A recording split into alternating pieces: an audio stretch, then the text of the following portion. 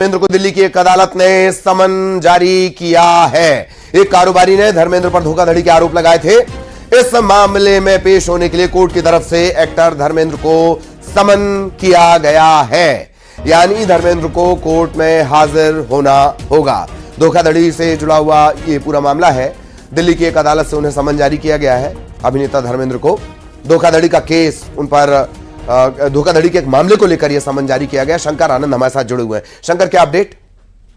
देखिए, ये आरोप जो है, आरोप बेहद गंभीर है और जिस तरह से इस मामले की अगर बात करें तो सुनील कुमार नाम के एक कारोबारी ने एक मामला रजिस्टर कराया था और उसके बाद ये मामला कोर्ट, पटियाला हाउस कोर्ट पहुंचा और पटियाला हाउस कोर्ट में इस मामले की सुनवाई करने के बाद जो दूसरा पक्ष है, यानी कि धर्मेंद्र वाला जो पक्ष है, उन्हें बुलाया गया है। और अगर मामले की बात करें तो ये मामला जो है गरम धर्म जो ढाबा है उसकी फ्रेंचाइजी से जुड़ा हुआ जो फिनेंशियल क्राइम का जो मामला है वो है, जो अक्सर देखा जाता है कि फ्रेंचाइजी के नाम पर जिस तरह से पैसे लिए जाते हैं तो उससे जुड़ा हुआ मामला है। आरोपी का जो आरोप है, जिस तरह से कि धर्मेंद्र और उसके साथ साथ उनके दो अन्य सहयोगियों के खिलाफ जिस तरह से बाकायदा आरोप लगाया गया था।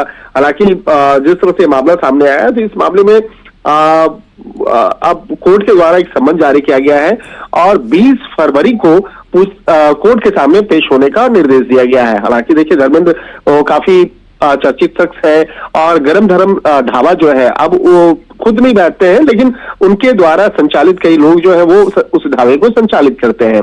तो अब किस तरह से वहां पैसों का लेन देन हुआ, किस तरह से फ्रेंचाइजी के नाम पर सारी चीजें हुई है, तो कोर्ट के सामने ही सारी चीजें साफ होंगी।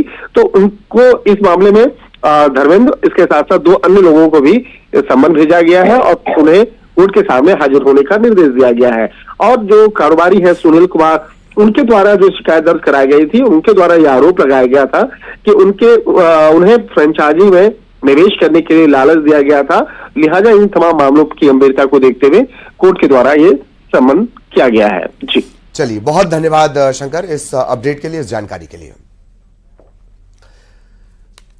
और अब खबर सुकमा से, जहां राज्य की सीमा से सटे आंध्र तेलंगाना सीमा पर एक कार में आग लग गई। पुलिस को मौके पर कार का ड्राइवर नहीं मिला। खास बात यह है जो संशय, संदेह, शक, डाउट पैदा कर रहा है।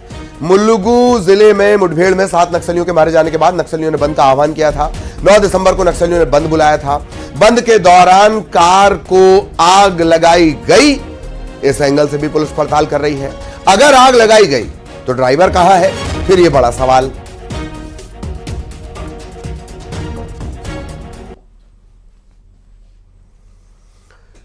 तो यह तस्वीर न्यूज 18 मध्य प्रदेश छत्तीसगढ़ पर, यह फोटो एक्सक्लूसिव देख रहे हैं आप।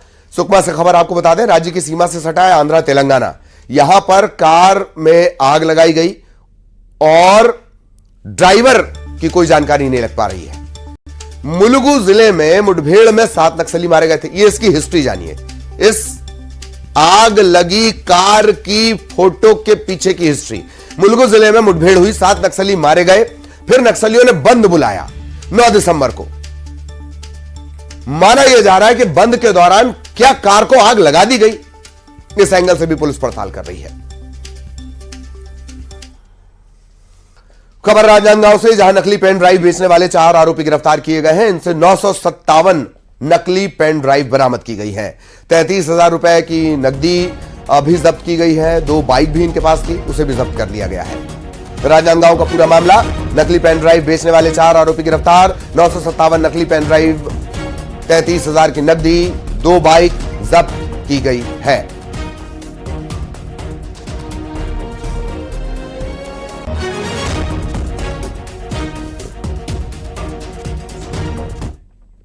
मध्य प्रदेश के मुख्यमंत्री डॉक्टर मोहन यादव आज प्रधानमंत्री नरेंद्र मोदी से मुलाकात करने वाले हैं। सुबह 11 बजे पीएम आवास में उनकी मुलाकात होगी।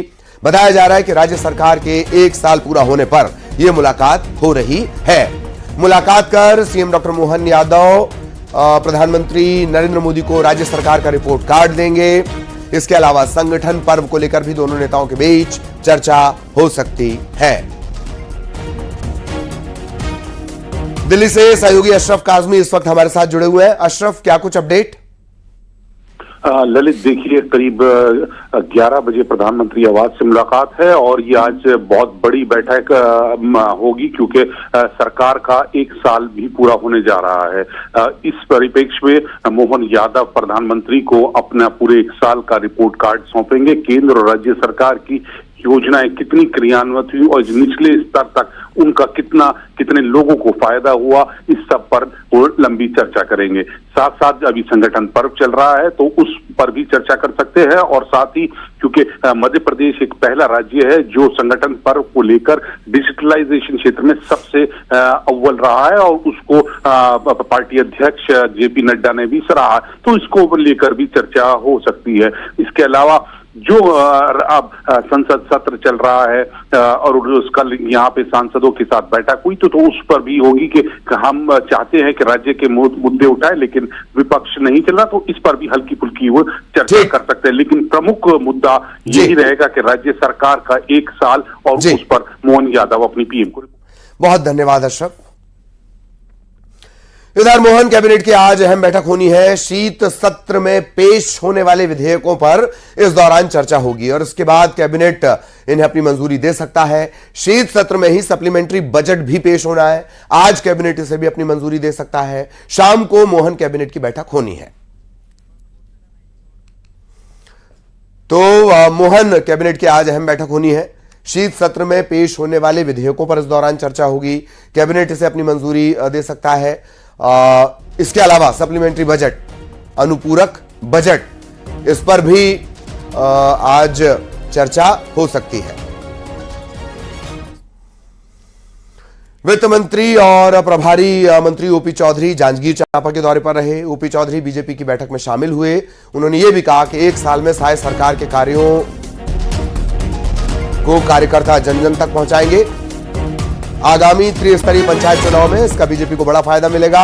ओपी चौधरी ने नक्सल मुद्दे पर नेता प्रतिपक्ष चरणदास महंत को घेरा भी। ओपी चौधरी ने कहा कि महंत सिर्फ पिकनिक मनाने बस्तर और दंतेवाड़ा ना जाए।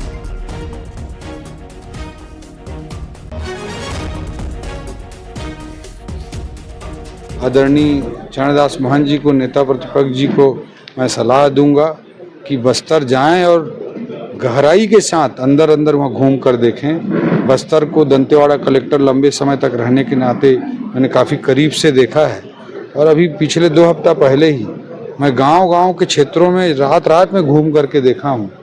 वहाँ पूरी तरह से माओवाद सफाई का काम लगभग अपने अंतिम चरण में है और चरणदास महंत जी को मैं कहूँगा कि बस्तर जाएं और ढंग से डीप तरीके से वहां पर घुसें, केवल पिकनिक मनाने के लिए बस्तर ना। खबर भोपाल से। मोतीनगर की 381 झुग्गियां और तकरीबन 100 दुकानें हटाई जानी है। इसके लिए एमपी नगर एसडीएम एल के खरे ने नोटिस भी दिया है। ये झुग्गियां और दुकान चौथी रेल लाइन के लिए टूटेंगी। वहीं दूसरी तरफ इन्हें तोड़ने का विरोध भी शुरू हो गया है। कांग्रेस के नेता मनोज शुक्ला के नेतृत्व में बड़ी संख्या में लोगों ने कलेक्ट्रेट का घेराव किया। लोगों ने कलेक्टर से कहा है कि जिला प्रशासन एक के बाद एक नोटिस थमा रहा है। ये भोपाल का मोतीनगर इलाका है। ये रेलवे की पटरियां हैं और हमारे दाईं तरफ देखेंगे ये पूरा इलाका मोतीनगर इलाका कहलाता है। यहाँ के बासिंदों को जो यहाँ करीब 50 साल से यहाँ रह रहे हैं, रेलवे ने, पीडब्ल्यूडी विभाग ने और जिला प्रशासन ने इन सभी को 10 दिन के अंदर अपने इस आशियाने को खाली करने का नोटिस दिया है और 10 दिन में अगर ये लोग नहीं हटाते हैं, अपना इस लोकेशन को नहीं छोड़ते हैं तो उनको ये घर खाली करना पड़ेगा। जबकि इनका कहना है कि ये पिछले 50 साल से 40 साल से यहाँ रह रहे हैं और इनके बच्चे, छोटे छोटे बच्चे पढ़ते हैं, इनके दुकानें हैं, धंधा है। अगर 10 दिन में इनको खाली करना पड़ा तो वो आखिर कहाँ जाएंगे? प्रशासन ने इनके विस्थापन की भी कोई व्यवस्था नहीं की है। हम इन्हीं सर, हमारा ये कहना है, हम यहाँ 50 साल से निवास कर रहे हैं और हमें अगर गवर्नमेंट को या सरकार को जरूरत है इस जगह की तो पहले हम हमारा विस्थापन करें। हमको पूरी मूलभूत सुविधाएं चाहिए, स्कूल चाहिए, स्वास्थ्य केंद्र चाहिए और हर सुविधा चाहिए हमें। सरकार विस्थापन नहीं कराना चाहती, सरकार उस बस्ती को उजाड़ना चाहती है। 3 डिपार्टमेंट, पीडब्ल्यूडी, रेलवे और जिला प्रशासन नोटिस दे रहे हैं। वहाँ लोग डरे हुए हैं, लोग सहमे हुए। इस संदर्भ में आज हमने कलेक्टर साहब से बात की है। और छतरपुर से खबर, जहां बाबा बागेश्वर के भाई शालिग्राम गर्ग ने अपने भाई